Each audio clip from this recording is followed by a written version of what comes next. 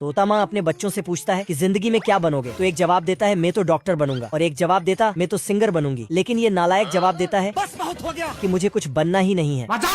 तो तोते माँ को इस पर खूब गुस्सा आता है। अरे बाप हो बाप। और बातों ही बात में बताता है कि तेरा बाप एक नंबर का समुद्री लुटेरा था। अच्छा, लेकिन जब घर में 3 छोटे छोटे बच्चे हुए तब वो सारा पैसा लुटाकर एक नंबर का शराबी बन गया था। बेकार है भाई साहब, मेरा किसी से कोई लेना देना नहीं है। और बस फालतू का डायलॉग बाजी करते रहता था। मैं बैठा हूँ किस्मत के भरोसे। फिर छोटे तोते को अच्छे से समझाकर डांट देती है।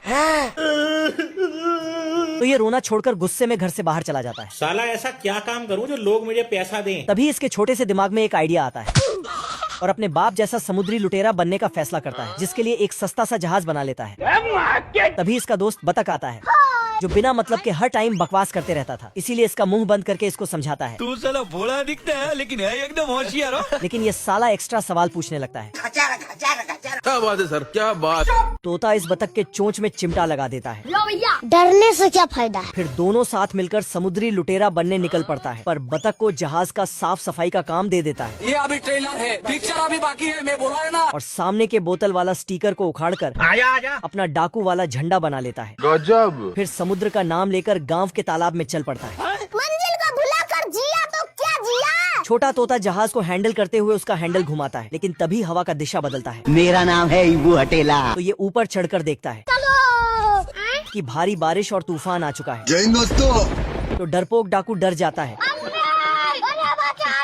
और बतख के चोंच से चिमटा हटा देता है। फिर तो ये शुरू हो जाता है। तू मेरा वो दोस्त है मेरे भाई, जो मेरे पे कभी भी कितनी भी बड़ी मुसीबत आ गई तू कभी काम नहीं आया। इतना भाषण दे ही रहा था कि तभी तूफान हद से ज्यादा तेज हो जाता है और तोता हैंडल से कंट्रोल खो देता है। लेकिन ये फिर बिना टाइम वेस्ट किए जहाज से नीचे कूद देता है। लेकिन इस सस्ते समुद्री लुटेरे को तैरना ही नहीं आता था, तो इसका दोस्त बतख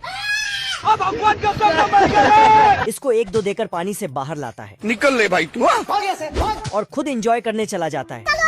तभी तोता मान आके इधर आना, थोड़ा इधर आना मेरा बच्चा, तू इधर आ। फिर छोटा तोता बोलता कि मैं समुद्री लुटेरा बनने निकला था। भारी मिस्टेक हो गया। तो तोता माँ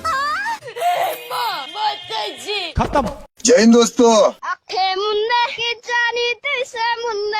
ये बतख मस्त गाना गाते हुए अपने बाड़े में सेब तोड़ने आती है। तभी देखती है कि कोई आधा आधा सेब खा के छोड़ दिया है। ये कैसे हो गया।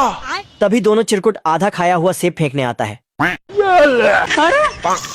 चीज बढ़िया है। तभी बतख पीछे से इसको धर लेती है और पूछती है ये क्या तमाशा लगा रखा है तूने। तभी चिरकुट इससे बचने के लिए इसे झूठ बोलकर अपने बिल में ले आती है। अच्छा मालिक वो देखो कोई कुछ नहीं बोलेगा कोई। और अंदर जाते ही पैसा ही पैसा हो गया। ये दोनों चिरकुट अपने आधे खाए हुए सेब इसके टोकरी में डाल देते हैं और टोकरी बतख के सर के ऊपर गिरा देता है और दोनों अच्छे सेब अपने बिल में ले जाने लगते हैं। तभी बतख इसका रास्ता मोड़ देती है। अरे भिख मंगिया क्या देख रहा है तू। पीछे देखो पीछे। लेकिन चिरकुट तो बतख से 2 कदम आगे निकला। साले को छोड़ूंगा नहीं। ये सब देख बतख दौड़ के अपने गोदाम आती है। अपना हेलीकॉप्टर में कीड़ा मारने वाला दवाई डाल अब देख तू अब तू गया बेटा, अब तू गया देख। इन दोनों के ऊपर छिड़क देती है। खत्म। लेकिन दोनों चिरकुटों ने तो साइंस की पढ़ाई करके रखी थी। और फिर से इस बार बतख पेड़ को ठोक ठोक के चेक करती है और अपने हथियार से सारे सेब निकाल के अपने गोदाम ले आती है। ये सब देख दोनों चिरकुट बतख के पूरे गोदाम को ही खाली कर देते हैं। तभी बतख किसी तरह दोनों चिरकुटों को धर लेता। तभी उछलते हुए एक सेब बतख के मुंह पर लगती है। तभी बतख गुस्से से अपना लैब आती है और उल्टा पुल्टा केमिकल मिला के इन दोनों के ऊपर लॉन्च कर देती है। ये क्या है। लेकिन बतख अपना ही गोदाम उड़ा बैठती है।